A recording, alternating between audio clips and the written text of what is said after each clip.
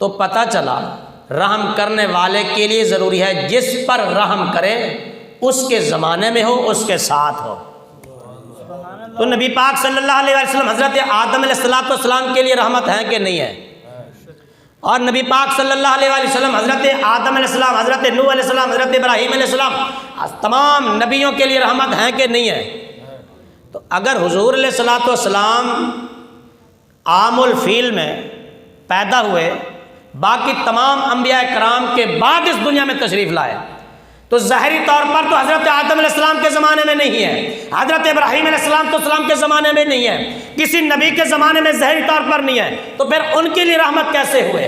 حالانکہ رحم کرنے والے کے لیے ضروری ہے جس پر رحم کرے اس کے زمانے میں ہو، اس کے ساتھ ہو، اس کے وقت میں موجود ہو۔ تو نبی پاک صلی اللہ علیہ وسلم کے متعلق اللہ نے فرمایا، اے پیارے حبیب، ہم نے آپ کو تمام جہانوں کے لیے رحمت بنا کر بھیجا ہے، تو ماننا پڑے گا نبی پاک صلی اللہ علیہ وسلم پوری کائنات کے لیے رحمت ہیں، تو آپ پوری کائنات سے پہلے بھی ہیں۔ آپ کا مقدم ہونا حقیقت کے اعتبار سے، روحانیت کے اعتبار سے، نورانیت کے اعتبار سے آپ حضرت آدم علیہ السلام سے بھی پہلے ہیں۔ بلکہ حضرت جابر رضی اللہ تعالیٰ عنہ نے عرض کیا نا، یا رسول اللہ صلی اللہ علیہ وسلم، اللہ تعالیٰ نے ہر چیز سے پہلے کس چیز کو پیدا فرمایا ہے؟ تو نبی پاک صلی اللہ علیہ وسلم نے فرمایا، یا جابر ان اللہ تعالی خلق قبل الاشیاء نورا نبیک من نورہ، اے جابر، اللہ رب العزت نے ہر شے سے پہلے تیرے نبی کے نور کو پیدا کیا ہے۔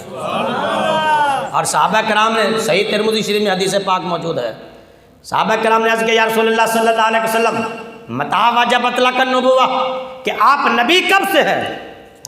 صحابہ کرام کا انداز سوال دیکھیے، پوچھنے کا انداز دیکھیے۔ کیا صحابہ کرام کو معلوم نہیں تھا کہ نبی پاک صلی اللہ علیہ وسلم تو مکہ میں پیدا ہوئے، عام الفیل میں پیدا ہوئے، فلاں سال کو پیدا ہوئے، پھر بھی پوچھ رہے ہیں متى وجبت لک النبوۃ، کیا پیارے حبیب آپ نبی کب سے ہیں؟ تو نبی پاک صلی اللہ علیہ وسلم نے فرمایا، کنت نبیا وآدم بین الماء والطین، او کما قال علیہ الصلوۃ والسلام، فرمایا کہ میں اس وقت نبی تھا جب آدم علیہ الصلوۃ والسلام بھی پیدا نہیں ہوئے تھے۔ آپ نے یہاں یہ نہیں فرمایا کہ میں اس وقت انسان تھا یا بشر تھا یا پیدا ہو چکا تھا، نہیں، فرمایا کون تو نبی جا، فرمایا میں اس وقت منصب نبوت پر جلوہ گر ہو چکا تھا۔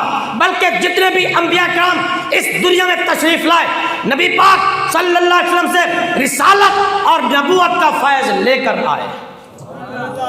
تو حضور علیہ الصلوۃ والسلام وما ارسلناک الا رحمۃ للعالمین ہے، تو ماننا پڑے گا کہ آقا نامدار صلی اللہ علیہ وسلم کائنات کے ذرے ذرے سے پہلے بھی ہے۔ اللہ رب العزت نے بھی فرمایا نا، هو الاول والآخر والظاہر والباطن وهو بكل شيء علیم، وہ اول بھی وہ آخر بھی۔ مفسرین محدثین فرماتے ہیں یہ آیت اللہ رب العزت کی شان بھی ہے اور نبی پاک صلی اللہ علیہ وسلم کی نعت بھی ہے۔ جس طرح اللہ تعالیٰ کی ذات اول و آخر ہے، اسی طرح نبی پاک صلی اللہ علیہ وسلم کی ذات بھی اول بھی ہے آخر بھی ہے، تخلیق کے اعتبار سے اول ہے اور بعثت کے اعتبار سے تمام نبیوں کے بعد میں ہے۔ پھر اگر آپ کے ذہن میں یہ سوال پیدا ہو کہ اول اور آخر یہ دو متضاد چیزیں ہیں، یہ ضدیں ہیں حضرت صاحب، اور ضدیں جمع نہیں ہوتی، دن اور رات یہ ضدیں ہیں، یہ جمع ہو سکتی ہیں؟ اگر دن ہے تو رات نہیں، اگر رات ہے تو دن نہیں ہے، اول ہے تو آخر نہیں، آخر ہے تو اول نہیں۔ یہ میں کا یہ اس کا اول حصہ ہے اور یہ آخر ہے۔ یہ ظاہر ہے جو اول ہے وہ آخر نہیں ہے اور جو آخر ہے وہ اول نہیں ہے۔ نبی پاک صلی اللہ علیہ وسلم هو الاول والآخر، اول ہے تو آخر کیسے؟ اور اگر آخر ہے تو اول کیسے؟ یہ اول اور آخر یہ دو متضاد چیزیں ہیں، یہ ضدیں ہیں اور ضدیں جمع نہیں ہو سکتی، ضدوں کا جمع ہونا محال ہے۔ جو اوپر ہے وہ نیچے نہیں، جو نیچے وہ اوپر نہیں، اوپر اور نیچے یہ دو متضاد چیزیں ہیں، یہ جمع نہیں ہو سکتی۔ جو آگے ہے وہ پیچھے نہیں، جو پیچھے وہ آگے نہیں۔ حضور علیہ الصلوۃ والسلام اول ہے تو آخر کیسے؟ آخر ہے تو پھر اول کیسے؟ سوال سمجھ آیا؟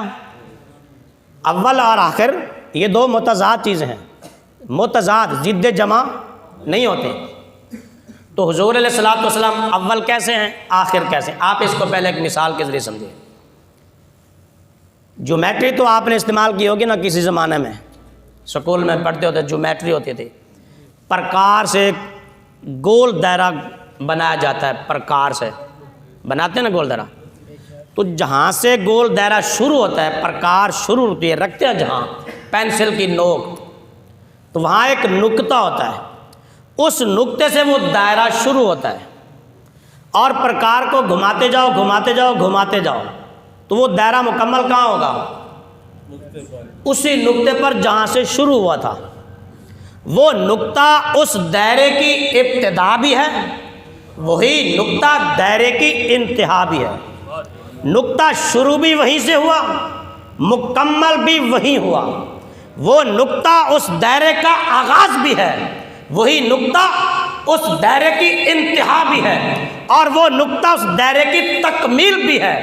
گویا کہ نبی پاک صلی اللہ علیہ وسلم اس کائنات کا نقطہ ابتدا بھی ہے کہ اللہ رب العزت نے سب سے پہلے آپ کے نور کو پیدا فرمایا، پھر آپ کے نور سے سورج بنا، چاند بنا، ستارے بنے، کائنات کا ذرہ ذرہ بنا۔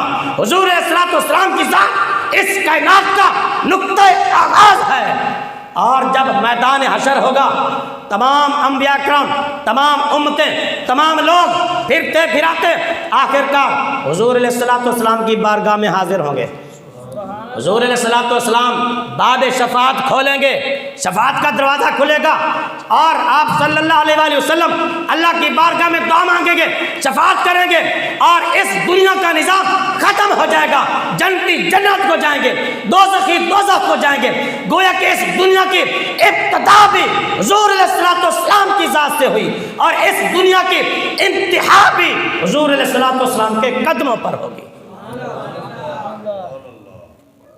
اب ظاہر ہے ہر آدمی تو جیومیٹری سے واقف نہیں ہے، ممکن ہے بعض دوستوں کو یہ مثال سمجھ نہ آئی ہو۔ ایک اور مثال سمجھیں، آم تو کھایا ہوگا نا، آم ایک بڑا لذیذ پھل ہے، اس کی گٹھلی ہوتی ہے، اس کو کاشت کرتے ہیں، زمین میں بوتے ہیں، پودا اگتا ہے، اس کی دیکھ بھال ہوتی ہے، مالی اس کو کوڈی کرتا ہے، رکھوالی کرتا ہے، دیکھ بھال کرتا ہے، وہ درخت بن جاتا ہے، اور پھر اس پر بور لگتا ہے، پھل دوبارہ تیار ہو جاتا ہے، پھر آم تیار ہو جاتا ہے، پک جاتا ہے، کھاتے ہیں، چھلکا اتارتے ہیں، گودا کھا لیتے ہیں، آخر میں کیا بچتا ہے؟ تو ابتدا میں کیا تھا؟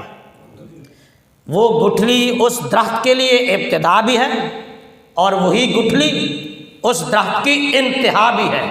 ابتدا میں بھی وہی گٹھلی تھی، اور تمام مراحل طے کرنے کے بعد آخر میں بھی وہی گٹھلی بچی۔ تو گویا کہ نبی پاک صلی اللہ علیہ وآلہ وسلم اس کائنات کی ابتدا بھی آپ سے ہوئی، آپ مقصود کائنات ہے، حضور علیہ الصلوۃ والسلام اس کائنات کا مقصد ہے، اور کائنات کی ابتدا بھی حضور علیہ الصلوۃ والسلام کی ذات پر ہوئی، اور اس کائنات کی انتہا بھی نبی پاک صلی اللہ علیہ وسلم کے قدموں میں ہوگی۔ تو حضور علیہ الصلوۃ